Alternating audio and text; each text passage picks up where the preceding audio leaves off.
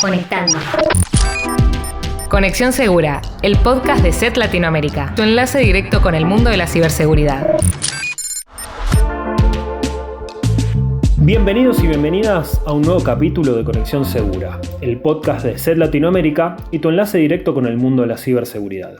Mi nombre es Santiago Echeari, soy coordinador de comunicación corporativa de SET Latinoamérica y hoy me acompañan... Yo soy Juan Manuel Arán, editor de Willib Security, el portal de noticias de ciberseguridad de SET. Y mi nombre es Cristian Alibravo, que soy analista de comunicación corporativa de SET Latinoamérica. Bueno, bienvenidos muchachos. El tema que nos convoca hoy es la ola de ataques de ransomware que ha estado afectando a varias organizaciones de América Latina y vamos a hablar particularmente del ransomware Conti y cómo ha afectado a organismos gubernamentales de Costa Rica y otros países de la región. Para este episodio vamos a tener un formato nuevo. Vamos a seguir con las entrevistas, pero en este episodio vamos a dividir el tema que ya presentamos en 3 secciones. En primer lugar, yo voy a estar compartiendo algunos datos de ransomware del último año y qué viene pasando con esta amenaza en lo que va de 2022. ¿Vos, Juan, de qué vas a hablar? Yo voy a estar hablando un poco concretamente de qué fue lo que pasó en Costa Rica con el ransomware Conti, cuál fue el alcance, las consecuencias y a repasar los principales hechos de lo que fue el impacto de este ransomware en este país de América Latina. Y por mi parte voy a repasar un poco la historia de Conti y sobre todo a compartir unos datos o informaciones muy frescas y muy interesantes sobre lo que fue los Conti Leaks. Bueno, como verán, tenemos muchísima información y muy interesante, así que si les parece, comenzamos. Para más información sobre el episodio de hoy, visita nuestro sitio web, eset.com/latam. También puedes visitar nuestro blog sobre ciberseguridad, willibsecurity.com/la-es. Conexión Segura, el podcast de SET Latinoamérica y tu enlace directo con el mundo de la ciberseguridad. En los últimos años, el ransomware se ha convertido en una de las amenazas más icónicas del mundo de la ciberdelincuencia y ha sido uno de los códigos maliciosos preferidos para llevar a cabo ataques a empresas y gobiernos en todo el mundo. En 2020 ya nos sorprendíamos por el crecimiento de grupos de cibercriminales que operan en su mayoría bajo el modelo de ransomware como servicio. Para explicar un poco de qué se trata este modelo, vamos a recordar lo que nos comentaba Miguel Ángel Mendoza, Security Researcher de SET Latinoamérica, en un capítulo anterior. Se considera que esta modalidad de negocio cibercriminal es la que ha contribuido también a ver esos grandes problemas que hemos identificado en los últimos meses.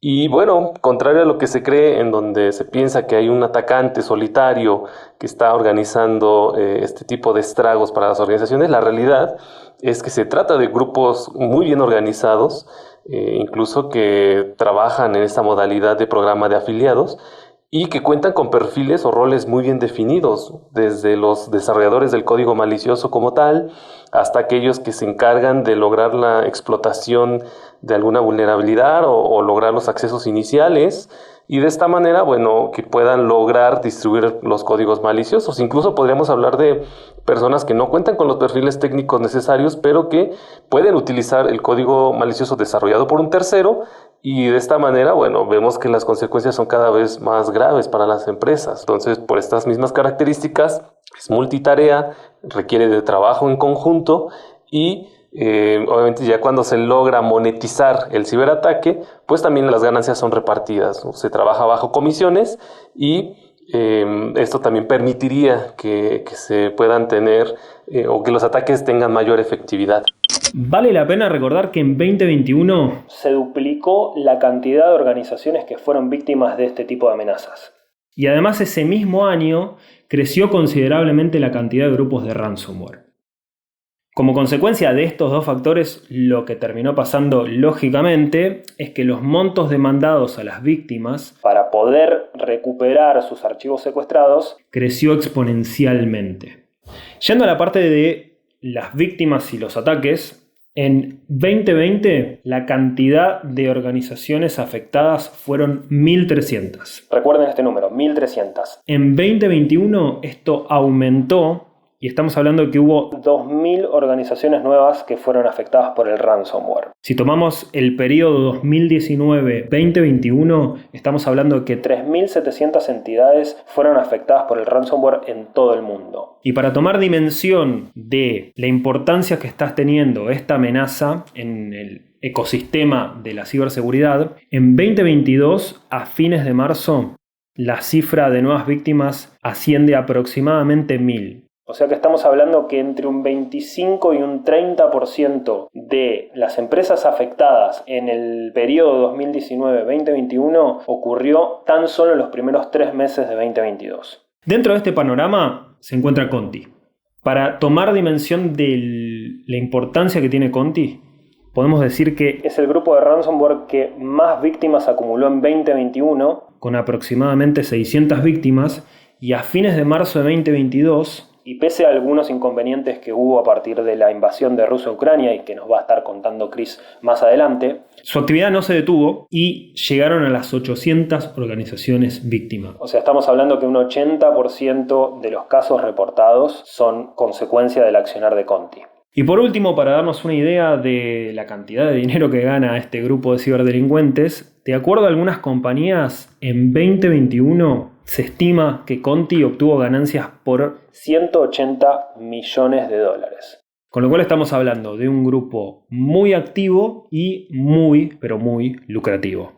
Ya tenemos nuestro panorama sobre cuál es la realidad del ransomware, así que si les parece vamos a saber qué pasó con Conti en Latinoamérica en este último tiempo.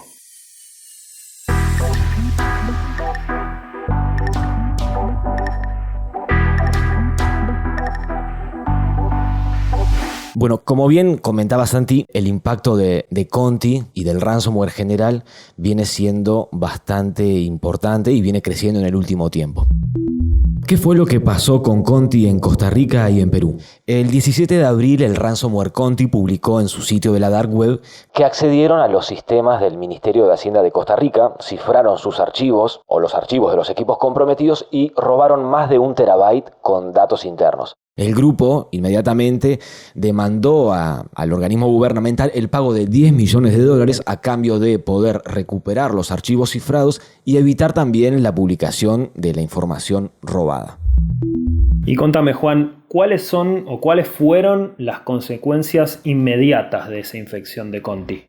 Por lo que trascendió en los medios y también lo que manifestaron los organismos, el organismo gubernamental también, el ataque afectó procesos de comercio internacional e importaciones y también la interrupción de varios servicios y plataformas vinculadas al ministerio y a otros organismos.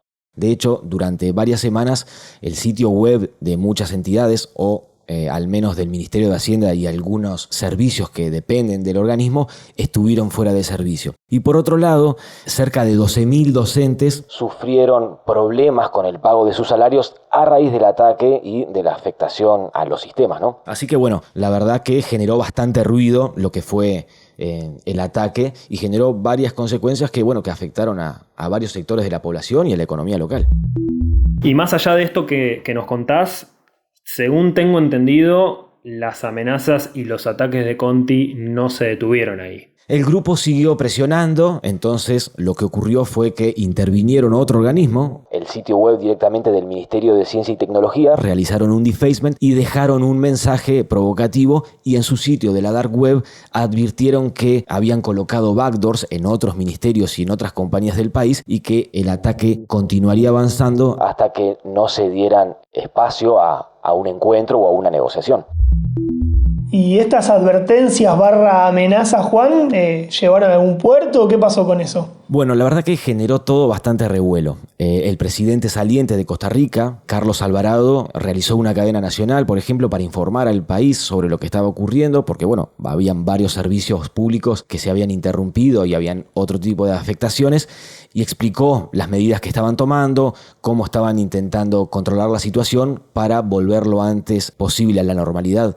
Y días después, el nuevo presidente electo, Rodrigo Chávez, ante las dificultades que supuso el ataque, declaró la emergencia nacional a raíz del incidente. Y en medio de toda esta situación que estaba ocurriendo en Costa Rica, en su sitio de la Dark Web, el grupo reveló que había afectado a 2 organismos gubernamentales de Perú. O sea que en paralelo al ataque, el grupo seguía lanzando sus ataques, evidentemente buscando nuevas víctimas, y en el caso de Perú amenazó a las autoridades locales a negociar si no querían que ocurra lo mismo que estaba sucediendo en Costa Rica, y amenazó también con una escalada que pueda llegar a afectar a servicios críticos como por ejemplo el suministro de agua. Bueno, y la escalada de estos ataques y las consecuencias que tuvieron en estos países hicieron también sonar las alarmas en países vecinos como Chile, donde invitaron a organismos y empresas a tomar medidas para prevenir cualquier posible ataque. Bueno, para sintetizar un poco lo que fue el impacto y el alcance de Conti en Costa Rica, 10 días después del ataque inicial, el grupo anunció haber afectado al menos a 8 organizaciones costarricenses, y por otro lado el gobierno de Costa Rica, en su intento por mitigar y recuperar sus sistemas luego del ataque, solicitó ayuda a varios países como Estados Unidos, quien lanzó una recompensa de hasta $10 millones para quien tenga información de los actores principales detrás de esta banda criminal.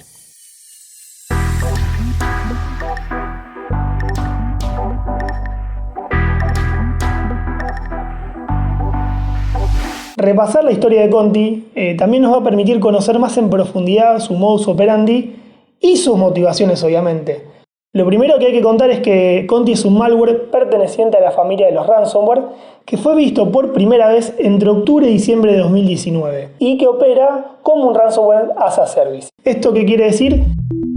Que recluta afiliados para que se ocupen de acceder a las redes de las víctimas, moverse lateralmente, escalar privilegios, exfiltrar información confidencial y, obviamente, ejecutar el ransomware en los equipos de las víctimas. Tras un ataque exitoso, que obviamente es el gran objetivo de ellos, el porcentaje de las ganancias de estos afiliados puede rondar el 70%.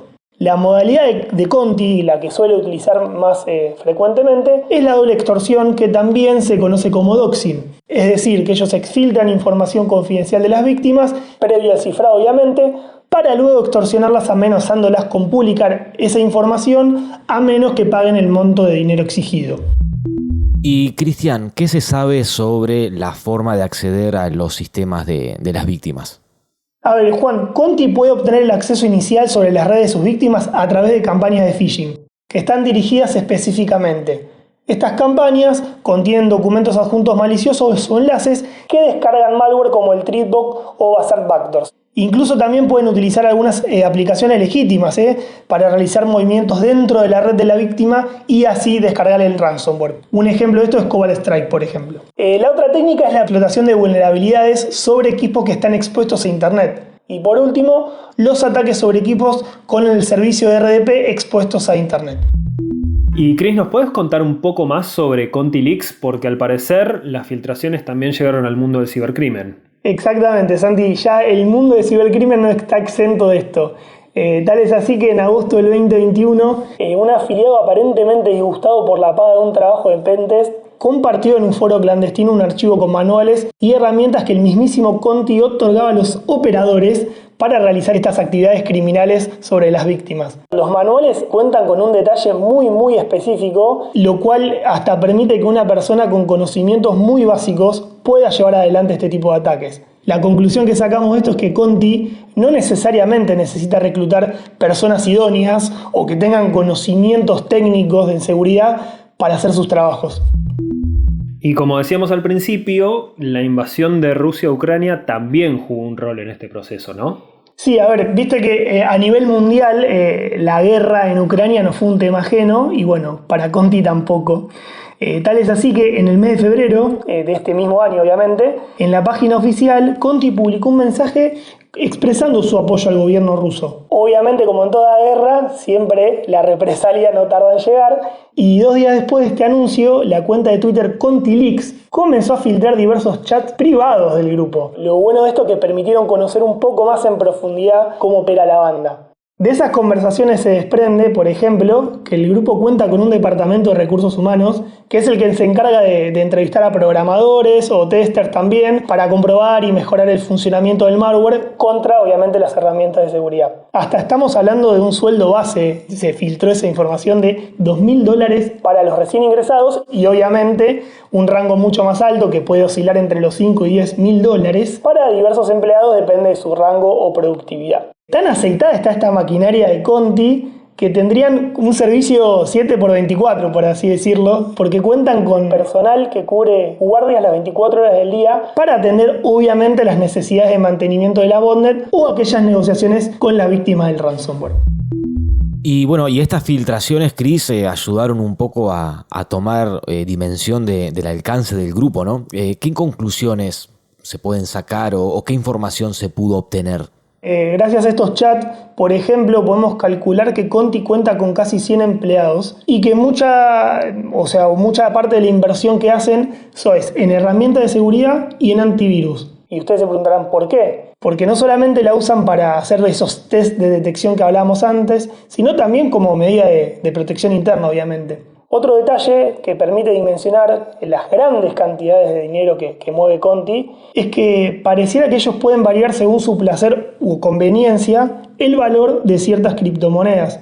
En uno de los chats, por ejemplo, que se filtraron, miembros de la banda conversan sobre una operación masiva de inflado de una criptomoneda que obviamente implicaría suculentos beneficios para la banda. Pero bueno, más allá de esto que les comento, lo que hace que Conti se pueda distinguir de los cibercriminales es que sus miembros son innovadores y muy rápidos para sacar provecho de las técnicas que son recientemente reveladas. Tal es así que ContiLeaks reveló técnicas que, si bien eran utilizadas por Conti, aún no se habían ni discutido previa o públicamente en línea, o sea, están en un nivel de vanguardia. Pero bueno, más allá de este calibre de las filtraciones que, como vimos, permitieron conocer que tienen un departamento de recursos humanos o del nivel de los sueldos, Conti pareciera haberse recuperado rápido, ya que una semana después de que se conocieran estos chats, el sitio Darknet de Conti News ya daba cuentas de nuevas víctimas. Pasó un nuevo episodio de Conexión Segura. Esta vez hablamos de ransomware y en particular del grupo Conti. Bueno, una de las principales conclusiones que nos podemos llevar de este episodio, de lo que estuvimos charlando, es que el ransomware sigue activo, sigue sumando víctimas. Como vimos en el primer trimestre de 2022, la cantidad de casos reportados ha sido muy, muy, muy importante, con lo cual nos obliga a usuarios, empresas, gobiernos y obviamente empresas de seguridad estar preparados para este desafío. Sí, también el hecho de que tantos organismos gubernamentales hayan sido afectados, en este caso en Costa Rica, después en Perú, y también lo que viene pasando con el ransomware general, pone sobre la mesa la importancia de asegurar las infraestructuras críticas de los países y el alcance que pueden tener estos ataques en la vida diaria de las personas. Ya hemos visto en otros años casos similares con otros ataques de ransomware, y esto vuelve a poner el foco en la importancia de proteger estos sistemas. Exactamente, y bueno, gracias a lo que fue el ContiLeaks pudimos conocer un poco más de lo que es el modus operandi, o mejor dicho, la organización que tiene este tipo de bandas, el dinero que manejan, que son cifras millonarias obviamente, pero bueno, se ve que en el fondo también hay una organización, hay una operatoria muy, muy ensamblada, muy aceitada, y que obviamente es un trabajo que ellos se toman muy en serio y que cada vez le da más réditos. Y antes de despedirnos, los invitamos a seguirnos en Instagram, Facebook y Twitter. Nos pueden encontrar como ESET-LA y en LinkedIn como ESET Latinoamérica. Bueno, Chris, bueno, Juan, muchísimas gracias por su participación y por toda la información que trajeron. Y a nuestros oyentes los y las invitamos a que escuchen los episodios anteriores de Conexión Segura y también a que lean We Live Security, en donde van a encontrar todas las novedades de ciberseguridad.